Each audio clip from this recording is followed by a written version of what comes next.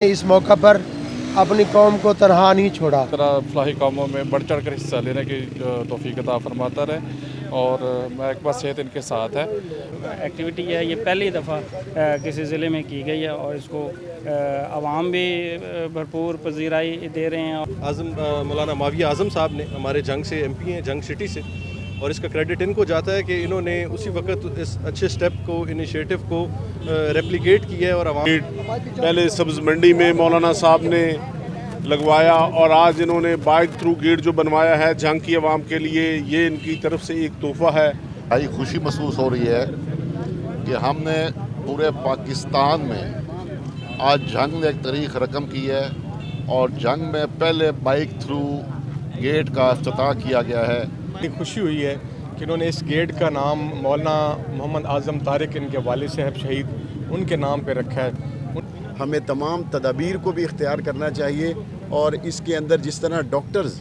اپنے احتیاطی لباس کو پہن کر مریضوں میں اترے ہوئے ہیں، جس طرح میں ان کو سلام کرتا ہوں، میں سمجھتا ہوں وہ تمام انتظامیہ اور سیاستدان ان کو چاہیے کہ وہ بھی ڈاکٹرز کی طرح احتیاط کو اختیار کرتے ہوئے عوام کے اندر اتر جائیں۔ اگر عوام کی خدمت کرتے ہوئے خدا نخواستہ میرا کوئی انتظامیہ سے تعلق رکھنے والا ذمہ دار یا کوئی سیاستدان خدا نخواستہ شہید ہو گیا، تو قیامت کے دن اللہ کے رسول کے قریب میں اس کو جگہ ملے گی۔ ہمیں اللہ سے بھی مانگنا ہے، ہمیں تدبیر کو بھی اختیار کرنا ہے۔ ڈاکٹر حضرات جو اس مشکل وقت میں ایک سپاہی کا کردار ادا کر رہے ہیں، تو میں سمجھتا ہوں حکومت کے ساتھ ساتھ ہماری بھی ذمہ داری ہے کہ ہم ان کے تحفظ کے لیے اس لباس کا اور ان تمام چیزوں کا اہتمام کریں جو ان کو اس وقت ضرورت ہے۔ تو ہمارے بہت عزیز دوست ہیں میاں اسد کھوکھر صاحب، ان کی طرف سے، ہمارے دوستوں کی طرف سے یہ کچھ ڈاکٹر صاحبان کے لیے کٹس ہیں۔ اس کے اندر ان کے پورے گلوز ہیں، ان کے N95 ماسک ہیں،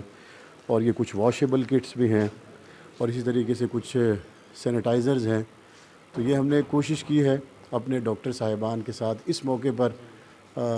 تعاون کرنے کی، اظہار محبت کی، اور میں سمجھتا ہوں کہ یہ ہماری اخلاقی ذمہ داری بھی ہے۔ اللہ تعالیٰ اس مشکل سے ہمیں اور پوری دنیا کے لوگوں کو نکالے۔ ڈاکٹر اسفند یار صاحب ایک تجربہ کار، ذمہ دار اور ہمارے DHQ ہاسپٹل کے MS ہیں، جہاں فشانی سے اپنی خدمات سر انجام دے رہے ہیں، اور امید ہے کہ ان کے ذریعے سے اس مرض سمیت دیگر تمام چیزوں کو اللہ تعالیٰ عافیت میں